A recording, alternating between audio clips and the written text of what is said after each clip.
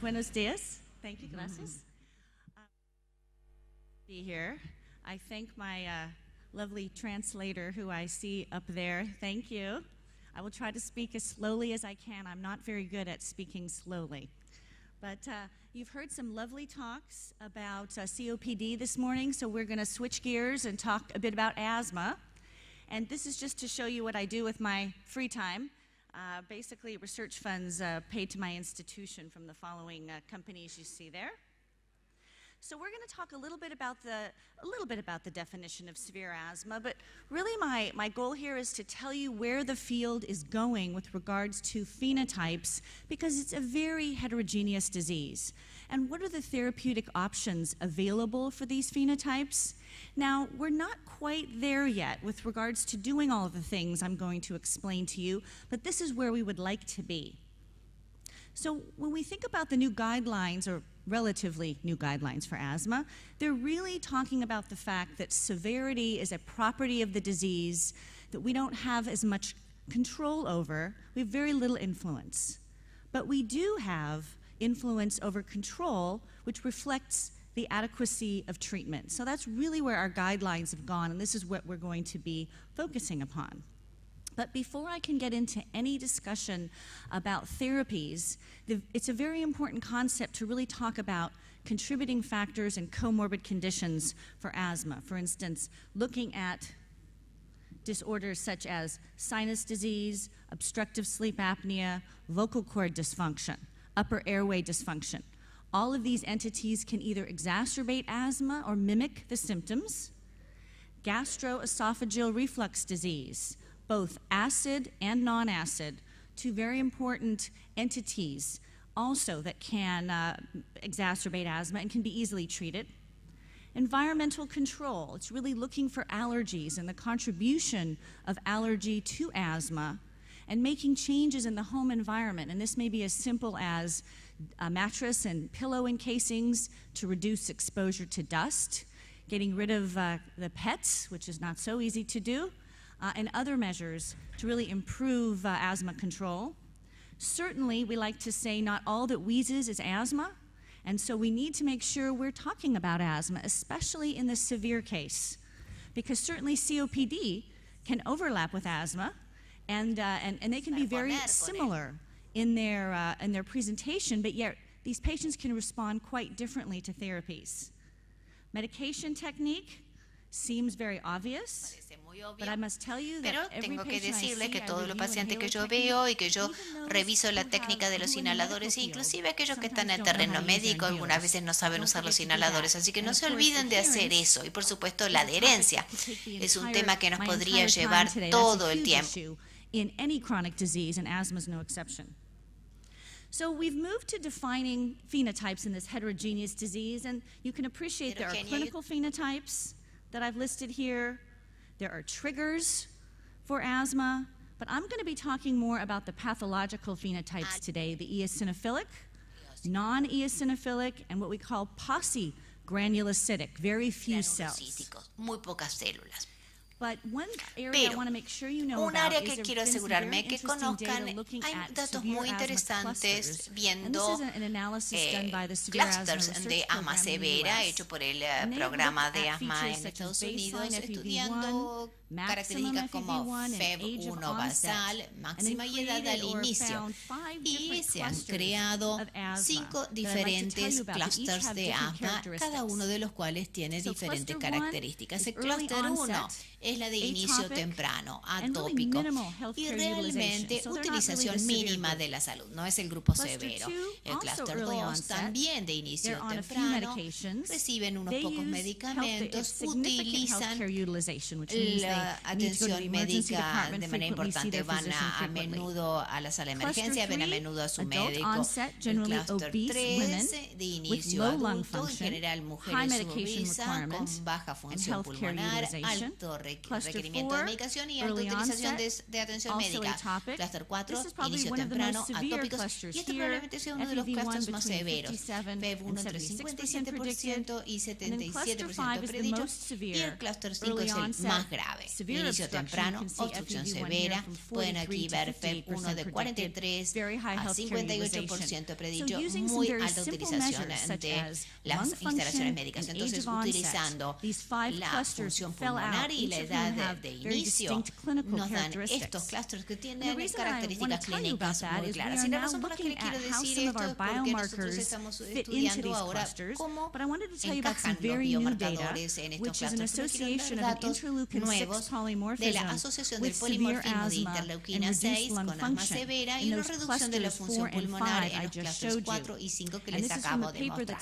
Y esto es de un trabajo que sigue en imprenta, en Allergy and Clinical Immunology, que muestra que aquellos pacientes que tenían el alelo CC de estos SNPs específicos para interleuquina 6 se acompañaban de un FEV1 mucho más bajo, también menor la capacidad inspiratoria, menor consciente y mucho más respondedores. Y estos son entonces algunos de los datos que les quiero mostrar. Pasemos ahora a los fenotipos patológicos de los que hablé. Lo primero de lo que vamos a hablar es el eosinofílico, y eso compone la mitad de los asmáticos. La mitad de los asmáticos tienen eosinófilos. Y cuando nosotros pensamos en los eosinófilos, pensamos en una citoquina, la interleuquina 13, a la que se le ha dado mucha atención en los últimos tiempos porque tiene muchos efectos en la vía aérea del asmático y tenemos potencialmente un tratamiento para bloquear esa interleuquina 13. Entonces, este es uno de los estudios tempranos. Y quiero que se concentren en esto. So a group at San Francisco showed that patients who have asthma and have expression of IL-13 have evidence of a circulating biomarker called periostin. And this is turning out to be a very interesting biomarker that we may very well use in the clinic. And I just wanted to show you the very first study where this was discovered. And in fact, these same investigators demonstrated that about half of the patients with asthma had high IL-13 expression, expresión elevada de IL-13 y la otra mitad tenían una expresión baja. Los pacientes que tenían expresión alta de IL-13 tenían una función pulmonar menor, tenían mayor reversibilidad, esto es la reversibilidad con los beta-agonistas, y tenían menor PC20 o una responsabilidad pulmonar. O sea que los que expresaban eosinófilos y IL-13 tenían un fenotipo de asma mucho más severo. Y esto es esquemático, esto es muy complicado, pero lo que les quiero mostrar es que IL-13 tiene tantos efectos. Tiene efectos no solamente con la inflamación, sino la razón por la que les quería mostrar esto, porque tiene efectos en el músculo liso, tiene efectos en el epitelio de la vía aérea, que produce la liberación de diferentes liberadores, como TGF-beta que puede producir fibrosis, y además ser parte de la cascada alérgica. Entonces, IL-13 es una citoquina muy importante en la mitad de los asmáticos que vemos. Entonces, ¿cuáles son los biomarcadores que podemos utilizar actualmente para definir este fenotipo? Podemos ver los eosinófilos en el punto. No es tan fácil de hacer en la clínica. Yo sé de varios grupos en el mundo que están buscando la manera de facilitar esto para aquellos que atendemos a estos pacientes, para hacer eosinófilos en el punto, porque es muy potente para determinar el fenotipo. Pero también podemos utilizar óxido nítrico exhalado y eosinófilos circulantes en sangre también parece un biomarcador muy interesante en relación con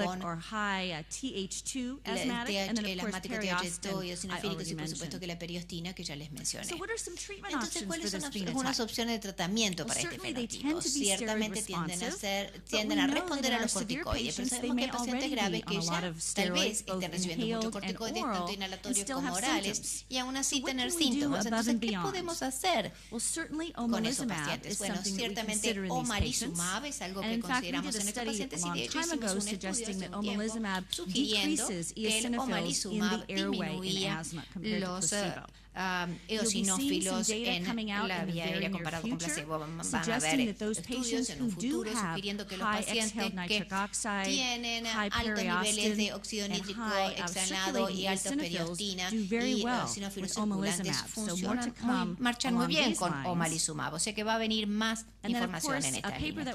Y por supuesto que un trabajo que se publicó el otoño pasado viendo la inhibición de interleuquina 13, el compuesto se llama lebrikizumab. Y lo interesante es que cuando se ve cómo les fue a todos los pacientes en el panel de arriba y ven FEV1, ven ustedes que hay una mejoría, pero cuando se dividió el grupo en los de alta periostina comparado con los de baja periostina, pienso que pueden apreciar una gran diferencia en la respuesta. El de alta periostina tenía un aumento mucho más favorable de FEV1 comparado con los de baja periostina. Entonces ahora hay un estudio fase 3 muy grande que se está realizando, estudiando este compuesto con más sujetos y dividiéndolos nuevamente según los niveles bajos y altos de periostina. Entonces, y este estudio va a estar completado en alrededor de un año. Mepolizumab es anti-interleuquina 5 para los pacientes que tienen eosinófilos en el esputo frecuentemente. Y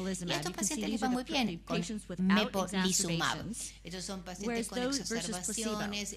Ven ustedes comparado con placebo. Pero la trampa con esto es que estos pacientes tienen que tener un asma eosinofílica, porque si no, este compuesto no va a funcionar tan bien. Entonces, claramente, si ustedes están considerando utilizar esto, que debería estar aprobado para usar en los próximos años, van a oír hablar más de esto, de una serie de estudios en curso, realmente necesitan pensar en los pacientes más graves que tienen una eosinofilia persistente. Otras cosas que se están desarrollando para que sepan, este es un compuesto anti-CRTH2, un anti-leucina 9 y un anti-TSLP. Ahora les quiero hablar del Xileuton, que ha estado en el mercado durante muchos años y tiende a suprimir la vía del leucotrienos y tiende a actuar en el asmas eosinofílicas que componen un 25% de los asmas severas, que son las más sensibles a la aspirina. Y piensen en eso entonces más allá de los protagonistas de los corticoides. Ahora, el asma no eosinofílica, esto es la mitad, compone la mitad de los pacientes. ¿Cómo cuidamos? Está muy discutido el tema de los neutrófilos y el asma. Sabemos que tienden a estar asociados con una enfermedad más severa. Vemos los neutrófilos en el asma fatal y lo vemos aumentar durante las exacerbaciones. Ahora, si nosotros miramos el programa de investigación del asma severa, viendo las células del esputo arriba, ven ustedes este grupo de pacientes aquí que tienen más del 40% de neutrófilos y este grupo que tiene tanto neutrófilos como eosinófilos, y ven que la combinación de los dos da lugar a una menor función pulmonar comparado con todos estos grupos. Y los pacientes que tienen neutrófilos y eosinófilos tienden a tener la mayor utilización de las instalaciones médicas, mayores síntomas diarios, y son los que más usan medicamentos. Entonces, ¿cómo llegan ahí los neutrófilos? Bueno, una vía es interleuquina 17. Se trata de una citoquina producida por células T específicas que traen a los neutrófilos a la vía aérea. Entonces, la pregunta es, ¿el asma neutrofílica es un fenotipo estable? Porque hay mucha discusión de si los neutrófilos son importantes. Se hizo un estudio hace unos pocos años, Cowen y colaboradores, estudiando pacientes con asma de leve a moderada, con corticoides, con retiro de corticoides en 28 días, y allí se le hizo un esputo inducido. Porque la pregunta era, los pacientes que han recibido corticoides inhalatorios o por vía oral, ¿por qué desaparecen los neutrófilos? Bueno, cuando a los pacientes se les sacaron los corticoides, los neutrófilos desaparecieron, al menos en el grupo leve a moderado. Entonces les digo esto porque hay una discusión sobre qué quiere decir el neutrófilo en el asma. Pero cuando lo pensamos en el asma severa, tendemos a pensar en esto como que está asociado con una enfermedad más severa, pero todavía se tiene que trabajar mucho en este terreno. Vamos a pasar a esta diapositiva. Entonces, ¿cuáles son ¿qué otros mediadores son prominentes en el asma no eosinofílico? Bueno, está el factor de necrosis tumoral, que se demostró hace unos años que estaba elevado en pacientes con asma refractario. Esto fue publicado en el 2006 por Perry y colegas, y esto es medido en sangre. También hemos estado mirando la presencia de TNF-alfa en pacientes obesos, el asmático obeso, y yo sé que en Estados Unidos la obesidad es un problema enorme, especialmente donde yo vivo, en Carolina del Norte. Estos pacientes tienden a tener un asma más difícil, y resulta que el TNF es un mediador prominente en estos pacientes. No necesariamente inhibimos el TNF en todo el asma. Hay algunos estudios que sugieren que no marchan muy bien, pero cuestionamos si en este fenotipo particular de asma, si el inhibir el TNF tal vez no sea un tratamiento valioso, especialmente para aquellos pacientes que tienen una enfermedad de muy difícil control. Entonces, las opciones de tratamiento para el fenotipo no eosinofílico, mencioné el anti-TNF, el Xileuton, que también inhibe los neutrófilos, algo para pensar. Muchos estudios se están haciendo con macrólidos en el asma, y ahí participo en un grupo que está estudiando esto en Estados Unidos, vamos a estudiar, y estos son otros tratamientos biológicos de los que se va a oír hablar en los próximos años contra interleucina 17 y 22. Y el último fenotipo que les quisiera explicar es el Pauci granulocítico. Realmente hay muy pocas células que se puedan ver, ya sea en las biopsias o en el esputo. Entonces, ¿cómo tratamos a estos pacientes?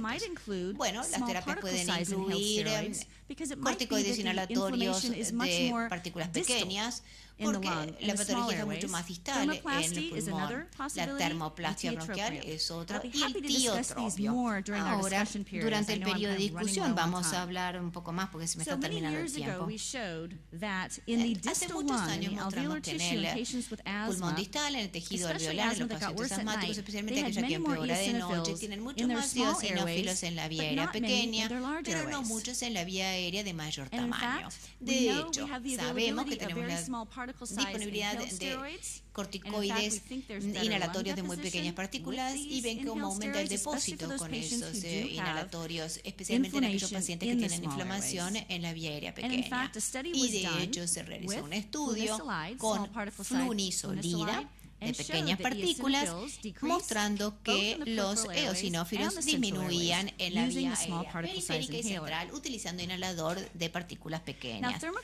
Ahora, la termoplastia, no voy a dedicarle mucho tiempo, esto recién lo empezamos a usar en Estados Unidos, es aplicar calor por radiofrecuencia en la vía aérea y realmente reducir la capa de musculatura lisa.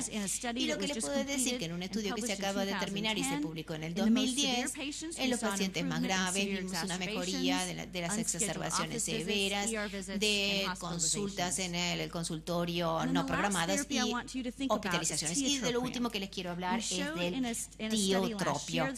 Mostramos esto es una parte del estudio que estoy trabajando, que el tiotropio es tan efectivo como el salmeterol cuando se les aumenta a los corticoides inhalatorios. Esto es en una población más moderada, pero ahora estamos estudiando en una de asma severa, y hay varios trabajos que sugieren que el tiotropio podría ser beneficioso en el asma severa, no solo para mejorar la función pulmonar, pero también para reducir las exacerbaciones. Entonces, en conclusión, yo creo que el asma severo es un espectro de enfermedades con fenotipos patológicos y clínicos diferentes. Es una enfermedad muy difícil de tratar. Yo creo que la definición de los fenotipos todavía está demasiado en pañales. Hay que aprender mucho más, pero tenemos que aprender de los fenotipos y adaptar el tratamiento de esos fenotipos para llegar lo más cerca posible a una medicina personalizada. Pero quisiera mencionar la importancia de los factores contribuyentes y de la adherencia, que no puede ser subestimada. Muchas gracias.